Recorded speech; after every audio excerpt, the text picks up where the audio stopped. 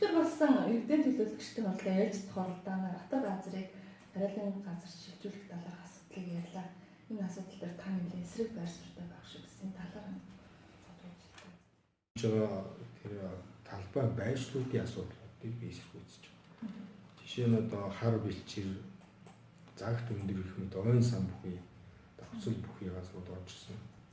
Дээрээс нь тэр талын толгой орчмын нэлээд том 770 гаруй тийм байсан санагдаж байна. Энэ нь бол хөрсний үжил шимийн хувьд, бүтцийн хувьд агар магар физик үзүүлэлтүүдээр бол таахгүй л гэж бодоод тэр утгаараас одоо яг тэр саяны дурддаг энэ оруулж ирдэг талын толгой хар бэлчээр загт өндөр гэх эдгээр энэ газрууд тэр яг ям одоо малчтын үлжөө харж байгаа ч гэдэг юм яг тийм одоо юу байгаа вэ? Мэдгүй хүмүүстээс тодорхой хийж өгвөл. Юу энэ оруулж иж байгаа гурван газар дээр гурван дээр нь л малчтын ирэх ашиг өгч байгаа. Хар бэлчээр дээр жишээ нь ойн хөвөл байна. Хотын ногоон бүсийн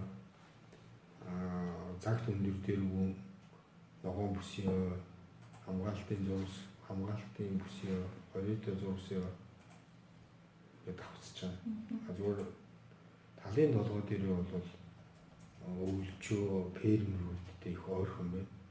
Тариалангийн тухай хуулиар тариалангийн талбаас 500 м-т бол мал аж ахуй үйл ажиллагаа явуулахыг хөргөлсөн залтуу. Тэгэхээр одоо айлын дэргэд тариан талбай байгуулчаад дараа нь тэр айлуудыг нүүгэх үү, зөвлөн шилжүүлэх үү, тэр асар их үнгээ хийн шийдэх үү гэх мэт маргаан бол үүснэ л гэж боддог. Та дурдчихсан ойн тухай хуулийг бас нэлээд зөрчиж байгаа гэсэн юм тийм. Тэгээ мөн энэ нь болох дээр суурин газрын ойн зургаас их ойрхон газраа энэ их одоо хортой нөлөөтэй гэсэн тийм асуудал ирсэн. Тийм загт өндрийн ойн сан нь бол манай Дахуу аймгийн ойд хаалтын зургийн нэгдүгээр хэсэг л багтдаг. Дотроо олон ялгарл өгье. Ойн сан. Энэ нь бол одоо хамгаалтын бүсийн ойд багтдаг учраас одоо дид бүтц гэрэл цахилгаан зам тээврийн дид бүтцийн асуудал тавих мөн ойн аж ахуйн арга хэмжээ одоо хамгаалах хотын шавьтай тэмцэх хүн сэргийг хөгжүүлэх ийм асуудлуудыг л энээс өөр асуудлуудыг бол одоо хоригдсон ийм байдаг учраас хөөлж өчөж байгаа байхгүй. Таас нөгөө блогч тий байгаль орчин чиглэлийн мэргэжилтэй хүн ер нь энэ суурин газрын ойн ойролцоо одоо тариалангийн талбай байх энэ одоо суурин газрын ойг ямар нэгэн байдлаар гэмтэх гэдэг юм тийм ээ юм халтах нь ямар үр дагаварт хүргэдэг бас тодорхойлж өгвөл. Мэдээж энэ ч өөрөө тэлж ургадаг амьд зүйл. Өөрөө экосистем биосиноц гэж зүйлийг бий болгож байдаг. Уур амьсгалыг бичил уур амьсгалыг бий болгож байдаг. Энд нь зүйл нөлөөлж. Дээрээс нь энэ талын толгой орчмын газрыг яриад байгаа. Энэ хотын ногоон бүс дотор хотын дэргэд тэр нэлээд том хэмжээний тэрэн талбай бий болж байгаа. Энийн салхины нөлөөгөөр одоо хавар намын цагт одоо түүрэн гэж яриад байдаг шорон шуурга болох хотын экологи нөлөөтэй зүйл. Энэ нь ингээд үжил шим сайтай тариалан ирэхлээр ургаж болохоор талбай байсан хамаа. Гэтэл энэ чинь илсэн цэр илсэн тийм хөнгөн хөрстөө устгах чадвар муутай шаварлаг багтаа тийм л хөрс бүхий газар шүү дээ. Тэгэхээр тэн дээр нь бол эсрэг байр суурьтай л байна. Аймгийн засаг дарга урлагч Гамбал дарга хэлэхдээ энэ урмал газар тариалан эрдэм шинжилгээний хүрээлэн энд бол боломжтой гэсэн юм хариулт өгсөн гэж хэлж ирсэн. Тэр хүн ярихдаа бол тийм зүйлийг хэлж ирсэн.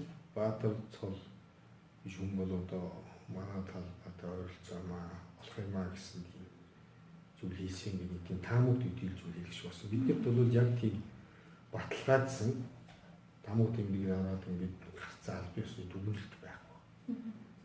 Уул нь энэ чинь атар газрыг тариалангийн талбайд шилжүүлэхдээ тийм тодорхой мэргэжлийн байгууллагын дүгнэлтийг үндэслэнэ л гэсэн тийм залт, хуулийн залт байна. Энэ зөрчилдөөл хийж байгаа.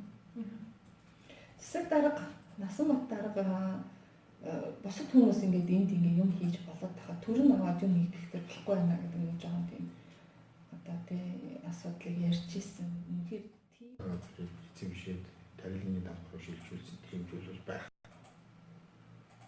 Тэр хар бэлчээр гэдэг газар нь бол хар бэлчийн шугуу гэж ойн хүрлийг эзэмшилт байдаг. Засаг даргатай гэрээ явуулсан.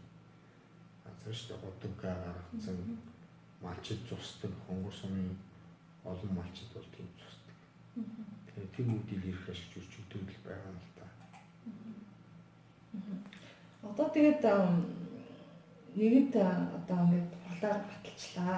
Тэр тарилгын талбай шилжүүлчлээ. Дээр таар дээр сайн ярьсан газар. Тэр одоо дараагийн алхам юу байх вэ? Та жишээлбэл ярьсан царгааны тухай хууль, ойн тухай хууль болоод бусад хуулиудыг те зөрчилөө гэж байна. Одоо яах вэ? Юу болох вэ? Ямар процесс өрнөх вэ? Ямар ч байсан энэ олон иргэдийн ашиг сонирхол, нийтийн ашиг сонирхол зөрчигдөж байгаасаа би бол одоо иргэдийн төлөөлөгчтэй тэр иргэдийг төлөөлж гарч ирсэн аймаг төлөөлж байгаагүй хувьд танилцуулна шийдвэрийг. Тэгээд тэр иргэд маань одоо яаж үлээж авах вэ? Мэдээж ашиг сонирхол нь зөрчигдөж байхад ингэсэн үгээ таатаа үлээж авах иргэд аж ахуйн нэгжүүд бол байхгүй байх гэж бодож байна. Шүүхийн маргаанч бий болж байгаа. Тэр бүгдийг тэгэл хуулийн дагуу одоо шийдвэрлэх хэрэгтэй. За баярлалаа.